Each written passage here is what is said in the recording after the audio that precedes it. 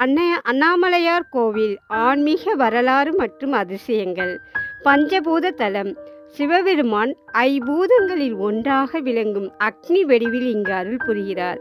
பிரம்மா மற்றும் விஷ்ணுவின் அகந்தையை அடக்க சிவன் ஒரு பெருஞ்சோதி பிழம்பாக தோன்றிய இடமாக இது கருதப்படுகிறது. மலையே இறைவன். இங்குள்ள அண்ணாமலையார் வெறும் கல்மலை அல்ல, அது சிவனது வடிவமாகவே போற்றப்படுகிறது. இதனால் மலையை சுற்றி 14 கிலோமீட்டர் தூரம் நடக்கும் கிரிவலம் மிகவும் சக்தி வாய்ந்ததாக கருதப்படுகிறது. மகாதீபம். ஒவ்வொரு ஆண்டும் கார்த்திகை தீப திருநாளில் மலை உச்சியில் ஏற்றப்படும் மகாதீபம் உலக புகழ்பெற்றது. இது சுமார் 2000 ஆண்டுகளுக்கு மேலாக தொடர்ந்து நடைபெற்று வருவதாக சங்க இலக்கியங்கள் குறிப்பிடுகின்றன. பிரம்மாண்டமான ராஜகோபுரம். இக்கோயிலின் கிழக்கு கோபுரமான ராஜகோபுரம் சுமார் 66 மீட்டர் உயரம் கொண்டது.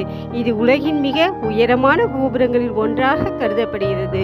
நினைத்தாலே முக்தி தரும் தலம். திருவாரூரில் பிறக்க முக்தி, காசியில் இறக்க முக்தி, சிதம்பரத்தை தரிசித்தால் முக்தி, ஆனால் திருவண்ணாமலையை நினைத்தாலே முக்தி என்பது பழமொழி.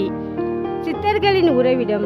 ரமண மகரிஷி, யோகி ராம் சுரத்குமார் போன்ற பல மகான்களும் சித்தர்களும் வாழ்ந்து முக்தி அடைந்த புண்ணிய பூமி இது. இப்போது பல சித்தர்கள் சூட்சும வடிவில் இங்கு உலா வருவதாக நம்பப்படுகிறது. கட்டிடக்கல அதிசயம்.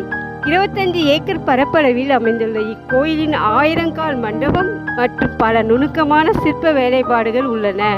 கால் மாறிய நந்தி அதிசயம். பொதுவாக சிவ ஆலயங்களில் நந்தி தேவன் தனது இடது காலை மடக்கி வலது காலை முன்வைத்து அமர்ந்திருப்பார். ஆனால் திருவண்ணாமலை கோயிலில் உள்ள பெரிய நந்தி வலது காலை மடக்கி இடது காலை முன்வைத்து அமர்ந்துள்ளது.